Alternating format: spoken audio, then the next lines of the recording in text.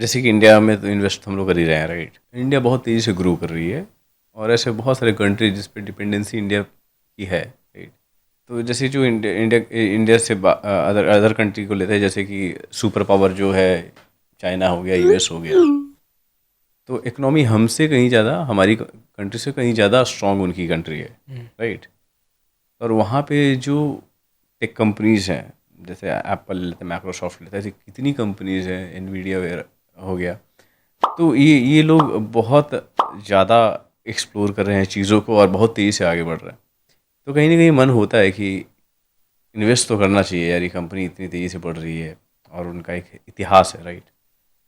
तो पॉइंट मेरा ये है कि ग्लोबल लेवल पर इन्वेस्ट करना हो एक इन्वेस्टर को, तो कितना इम्पैक्टफुल होता है वो। सबसे ज़्यादा जो हॉटेस्ट डेस्टिनेशन है आज की डेट में इन्वेस्ट करना है वो इंडिया है। यूएस सब के इंडिया में आके इन्वेस्ट कर रहे हैं इंडिया, आज। और हमको क्यों बाहर जाना है? आपको मैं बोलता हूँ, देखिए जितनी बड़ी कंपनी होती है, भी रिलायंस बड़ी कंपनी है, बहुत बड़ी, इंडिया की सबसे बड़ी कंपनी है। अगर उसको डबल होना है तो उसको बहुत समय लगेगा।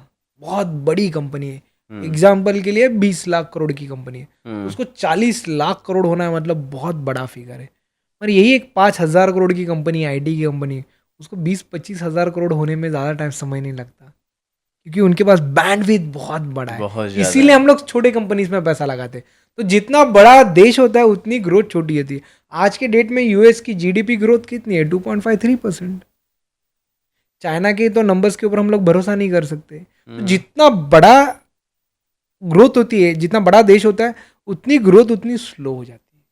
तो आपको हमेशा छोटे, इसीलिए तो हम लोग स्मॉल कैप मिड कैप क्यों बोलते हैं, बिकॉज ये कंपनीज में ज़्यादा पोटेंशियल लगता है। एनवीडिया और आज बहुत चांसेस बढ़िया ज़्यादा है। कमाने के यहीं पे होते हैं। एनवीडिया, अभी आपको मैं ना एक एग्जांपल देता हूँ। आज तक की जो सबसे बड़ी प्राइवेट इक्विटी की इन्वेस्टमेंट हुई वो टेंसेंट करके कंपनी में हुई थी। नैस्पर करके एक फर्म था, साउथ अफ्रीकन कंपनी थी जो इन्वेस्ट करती है, हम्म। राइट।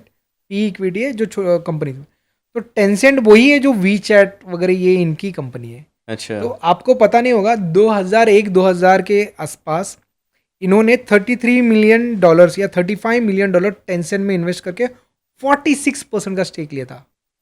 46% का 33 मिलियन, मतलब आज के डेट में अराउंड 260-280 करोड़, बराबर है। ठीक है। 2017 तक ये जो 265 करोड़ से इन्वेस्ट किए थे, या 33 मिलियन 35 मिलियन इन्वेस्ट किए थे, इसकी वैल्यू कितनी हुई रहेगी? मैं आपको पूछ रहा हूँ, अंदाज लगाइए कितनी हुई रहेगी। बिलियन में तो चला ही गया होगा। नहीं, नहीं, डबल कर देते हैं। 175 बिलियन। ओह माय गॉड, तो आप बहुत जाके चेक कर लो। उन्होंने 265 करोड़ से इन्वेस्ट किया और उसकी वैल्यू 14.5 लाख करोड़। 14.5 लाख करोड़। 2021-22 का गवर्नमेंट का जीएसटी कलेक्शन पूरे साल का 14 लाख करोड़ का है। टेंशन बहुत छोटी कंपनी थी और आज तक बोला जा रहा है ये हिस्ट्री में इससे बढ़िया रिटर्न्स नहीं मिले। In fact south African stock exchange पे ये मोस्ट वैल्यूड कंपनी थी नैस्पर। इतनी जबर, एक ही कंपनी में इतना जबरदस्त इन्वेस्टमेंट उनको मिला। तो ये होता है जब आप छोटी कंपनी में, अभी एनवीडिया में आप पैसा लगाओगे, ये नहीं कि दुगना तिगना नहीं होगा, पर ये वाले रिटर्न्स नहीं मिलेंगे रिटर्न ना। नहीं मिलेंगे जो। 265 करोड़ से 14 लाख करोड़, 14.5 लाख करोड़, आप समझ रहे हो? 14.5 लाख 2021-22 में मोदी जी ने पूरे साल में जीएसटी के थ्रू कलेक्ट किए थे। हाँ हाँ हाँ ये हाँ। ग्रोथ तो आपको नहीं मिलेगी ना। नहीं मिलेगा। तो Correct. छोटा कंपनी, इसीलिए जो इंडिया में आपको पैसा, इसीलिए मैं इंडिया के बाहर पैसा लगाता ही नहीं। इंडिया में पूरी बहुत दुनिया के पोटेंशियल है भी इंडिया। बहुत ज्यादा। अभी कितना 70-75,000 सेंसेक्स है। 2030 तक तो रामदेव अग्रवाल जी ने बोला ये 1.5 लाख हो जाएगा, उसके आगे तो उन लोग बोल रहे हैं कि 3 सवा 3। और बहुत ज़्यादा पोटेंशियल है, और जो छोटी कंपनी से वो 10-10 15-15 गुना हो जाएंगी इतने टाइम में। तो जब यहाँ घर का खाना इतना स्वादिष्ट है तो बाहर क्यों जाना? बाहर क्यों जाना। जब स्टॉक मार्केट गिरता है तो लोग कहते हैं कि जैसे ही मार्केट गिरता है उसमें परचेज कर लो, तो रिटर्न जाने कमाने के ज़्यादा चांसेस होते हैं। Do you believe in it? Of course, but क्या है ना कि वो कहता है ना कि when the blood is on the street, blood मतलब खून खराबा हो गया खून है अभी, खराब हो रहा है। पर हिम्मत कहाँ से आएगी आपको? तब हिम्मत नहीं होती। देखिए ये सुनने के लिए हाइंडसाइट में बहुत अच्छा लगता है, अरे गिरा था बाई करना, तब आप क्या कर रहे थे? डर बहुत लगता है, पर actually that is a way to go.